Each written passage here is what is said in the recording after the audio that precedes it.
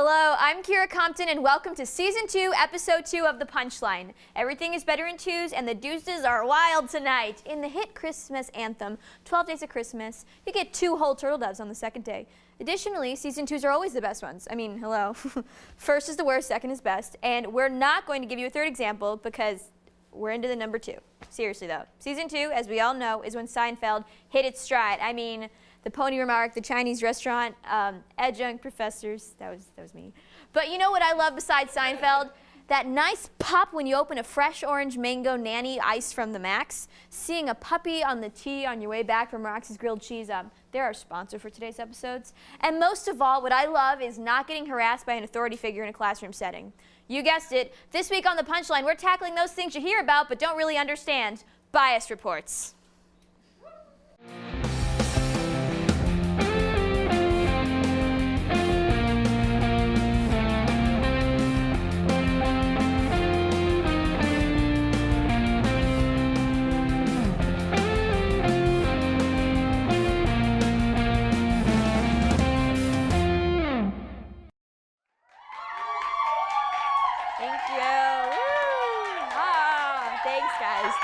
Thank you. Welcome to The Punchline. I'm Kira Compton, you know, from school.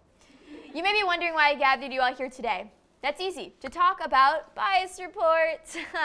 You may be wondering, reports here at my Emerson College? Those are for the math jockeys across the Charles River. And bias, forget about it. Not here at Emerson College, where we receive a well-rounded liberal arts education filled with classes where we talk about our feelings and sit around in a circle singing Kumbaya. Well, as we all know, Emerson College is a bubble of liberal progressivism where literally nothing bad has ever happened, not once in Emerson's campus has there ever been an inappropriate comment, an assumption made based on harmful ideas, or an outright offensive remark. Just kidding, I saw all of those things in the Dunkin' Donuts under LB just this morning. And guess what, you fucking snowflakes? Bias exists everywhere, and the means of combating it are not always effective. Wicca wicca, what? Why does bias tend to occur at Emerson College, despite our liberal gold star status? I mean, diversity training is offered, and about 2/3 of faculty participate. I mean, only 2/3, though. Come on, faculty, what else are you doing? Grading papers? Pfft, what nerds. In addition to this, 100 of 450 faculty members have engaged in Inclusive Excellence Faculty Fellows programs, an annual in-depth diversity workshop to help staff be better prepared to teach a diverse range of students. Still, 100 out of 450 is not a very high ratio. I mean, why go voluntarily to something you don't have to? Not doing things requires, no effort. Right, tenured professors? Whoa, call back. But it's fine, right? Everyone affiliated with Emerson exited the womb with just a Bernie Sanders bumper sticker on their ass, and they were mandated by the government to learn the lyrics of every goddamn Hamilton song.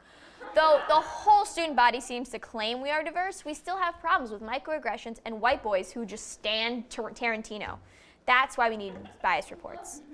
Emerson's bias report program came into this world much like I did, naked and alone. And as a result, some of Emerson's students have had a bone to pick with the administration. The bias report system was launched in September of 2015 after students protested the lack of cultural competency from Emerson faculty. You know, I love that protests seem to be the only way to get anything done around here. For this reason, anytime someone wrongs me ever, I just scream outside their window and make signs like witty slogans I definitely stole off Facebook using supplies I purchased in bulk from Michael's. That's the only way to get anything done, apparently. If you're having problems besides making your wonderful signs, there are options on campus where you can go talk to people about whatever it is that you need, you know? They may help you determine if an incident of bias has occurred, or you may want to fill out a report documenting the said incident. The Violence Prevention Center is a great resource for you if you're feeling threatened or unsafe in any way, and Title IX exists to help deal with gender-based discrimination. ECAPs will probably tell you to feel better and hand you a piece of candy, but also sometimes they do nice things for people, you know, if you hit them just at the right moment and they're in a good mood or something. Then there's diversity and inclusion. That's where bias reports disappear to, the island of lost microaggressions. The truth is, too many reports are filed there, and they don't get enough attention that they deserve. Bias reports tend to be used more as a way to start discussing an incident and draw attention to it rather than to actually resolve any issue. At this point, you're probably wondering, what exactly is an actual bias report? Well, the truth is, no one really knows. Literally no one. We don't know. No one at the Office of Diversity and Inclusion knows, and we asked Lee Pelton himself, and he just started making incomprehensible whale noises and moonwalked away from us, presumably to go write more emails. But damn, did he look cool doing it. So, cool. Cool that we forgot what we went there for in the first place. Anyway, if you know what a bias report is, please come forward now. Please. Please, this is my job. I have 6 kids to feed.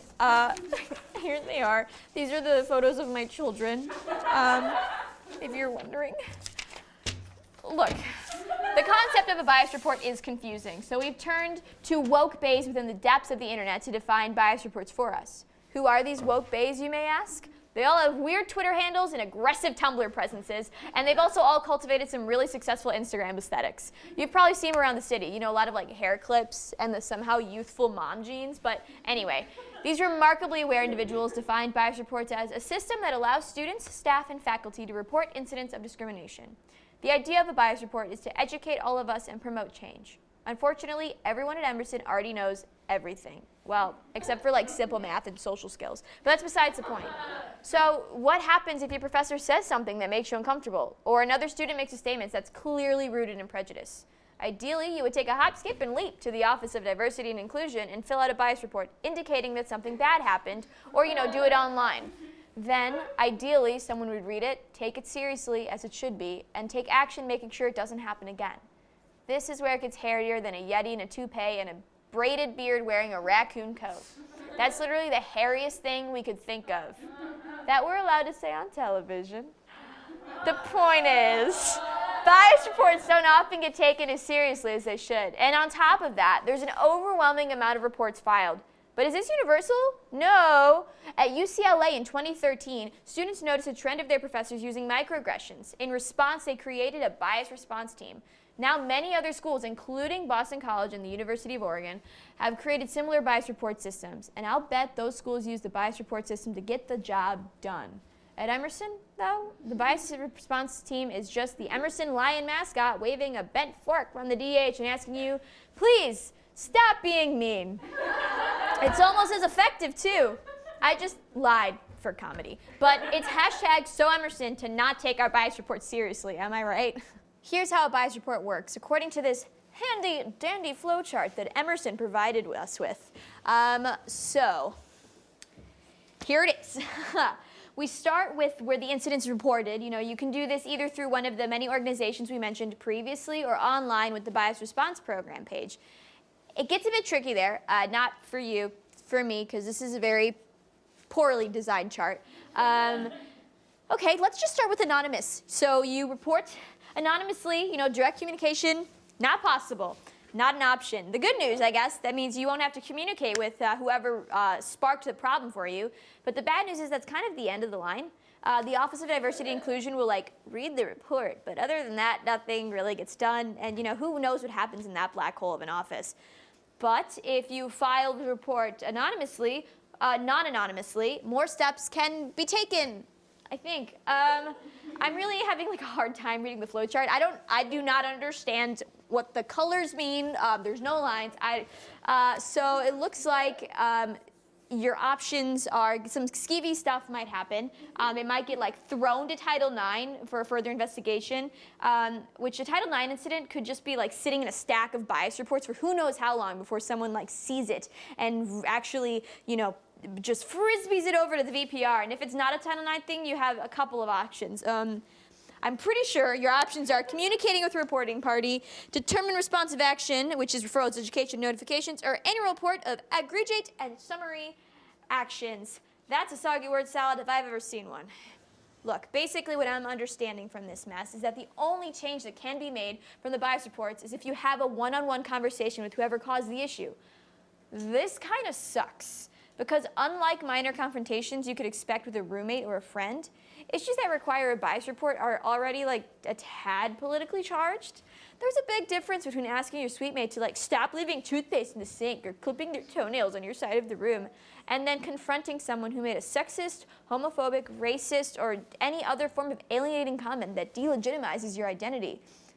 But it's fine, right? Right? We're all adults, sort of, right? Someone answer me, please. I'm just so tired. Look, to try and understand the many parts of a bias report system, we have something even better than a crappy flowchart. A how-to video!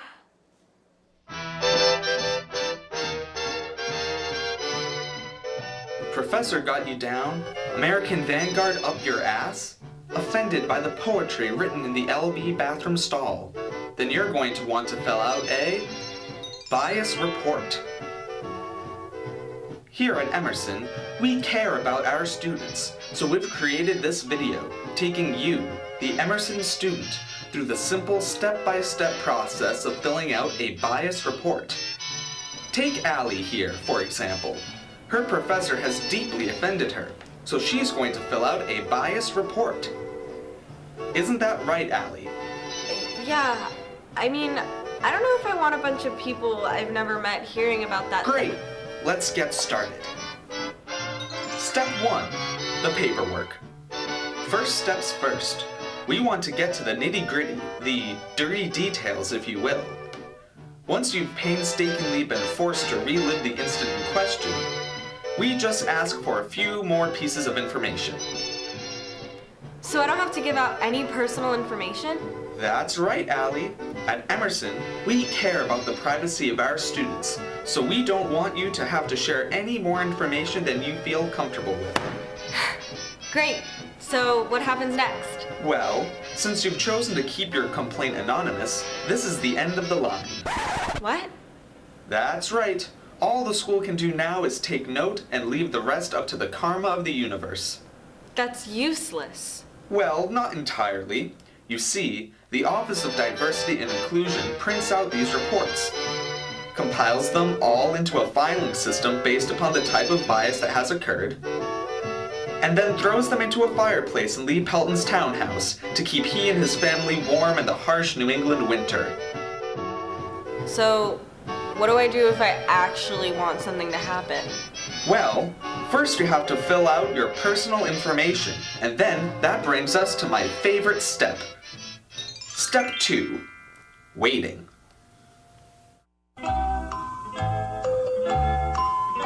Thanks to Emerson's top-notch bureaucracy, your bias report will be processed in a few short weeks.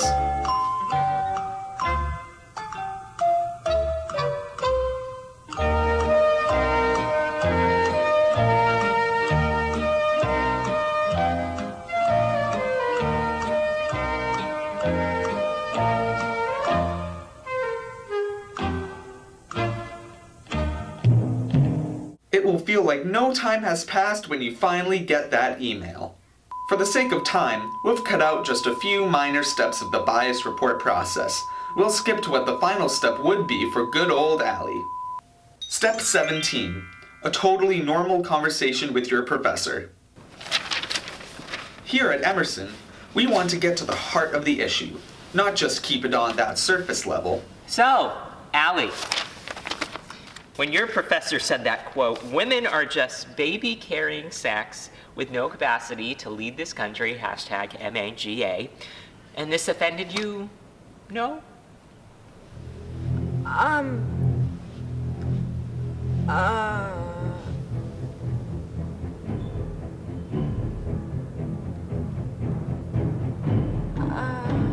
See?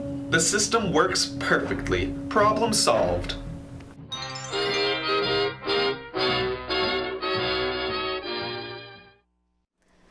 Well, that video had no information at all. We've reached the end, folks, and like any good ending, we're going to finish you off by bringing around the main ideas and expanding and applying it to the outside world. Thank you, Mr. Gutierrez. He was my sophomore English teacher. Mr. G taught me two things: to always walk to the beat of my own drum, and in a conclusion, to expand and apply my points to the outside world. So, what's the point of all of this? Well, although Emerson has a bias report system in place, it's clearly not doing what it needs to be doing, creating a safer and more understanding environment for everyone here on campus. One goal that the group Power has in mind is to include more repercussions for professors who've had reports filed on them repeatedly, which would be like a great step at promoting cultural competency here at Emerson. But the thing is, right now there are just too many reports filed that simply are not handled with the resources and respect that they deserve. Bias reports are looked at more as like a way of facilitating conversation, but that's not all they should be doing. There needs to be direct and effective action. If nobody's dealing with the reports correctly, there's not going to be a resolution. It's like if your dog kept biting your hand, and instead of telling the dog no, you just lather your hand in barbecue sauce and dog treats, and you just tried to have a facilitated conversation with your talking dog. The system in place is convoluted and, frankly, difficult to understand. Joining me now to talk about the process of filing bias reports is an actual bias report. Can you tell us a bit about what a bias report is for and how it's processed? Yeah, so Kara, Emerson's website defines bias as a particular tendency, trend, inclination, feeling, or opinion, especially one that is preconceived or unreasoned, such as an unreasonably hostile feelings or opinions about a social group. Okay, so basically it's something that harms another student or group. I mean, it sounds like bias incidents can be pretty alienating for people then. Exactly. There's no one right way to be an Emerson student. Even though it often seems like a pretty homogeneous society, Emerson is all about protecting diversity and making sure everyone feels safe and included here. That's great. That is. I mean, so what kind of steps are taken to bring change after filing a report then? What? I mean, what happens after you file a bias report? I'm not sure I follow. Okay, what's the process of filing a bias report like? Well, you can start by filing one anonymously or with your name. Okay, then how does that help the student who filed it? Sorry, it's like I get the words that you're saying individually, but not really as a unit. I thought you were here to talk about how effective and important bias reports are. I never said that. You assumed that. You know what they say about assuming, Kira, that you shouldn't do it because it's wrong. Can we just see an example of a filed bias report? Yeah, sure. Oh, man. Oh, you good? Oh, yeah, I'm great. Oh, yeah, wow. You can fill out a death vote with these bad boys. What happens if you file it with your information? Well, eventually, the Vice President of Diversity and Inclusion will be in touch. Great. Okay, and then what? What do you mean? It's not enough? It's not enough for someone to eventually acknowledge that you've been wrong? Now you need something to actually come of it? You're asking a little much, Kira. So you're saying if someone reports another student, say, using hate speech, it's possible that nothing will come of it? Whoa! Let's not throw the H word around. How are we to decide what hate speech and what's just free speech? What I'm getting from all of this is that filing a bias report isn't always effective. We only talked about filing with your name. We can talk about anonymous reports. Okay, show me how that works then. Okay, look, I'll demonstrate with this nifty and easy to read diagram. Okay. Yay! Okay. I feel like you don't really know how this works. No, I do. You know how a bill becomes a law? Yeah. And you know how there's a cute little song and everything really well explained and it works out in the end? Yes. Yeah, bias reports are nothing like that. And a 1, a 2, a 1, 2, 3, 4.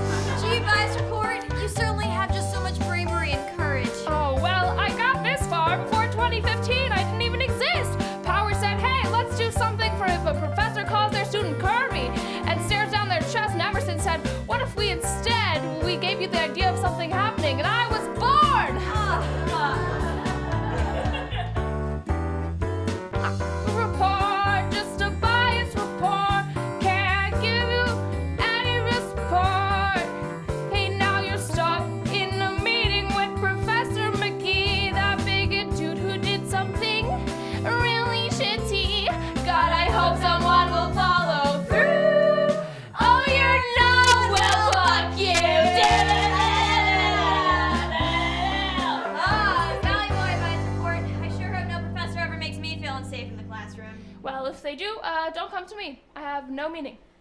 I'm sorry, bias report. I really didn't know that you were just a pawn for the bureaucratic Emerson PR machine. Look, get your shit together, bias reports. Not you.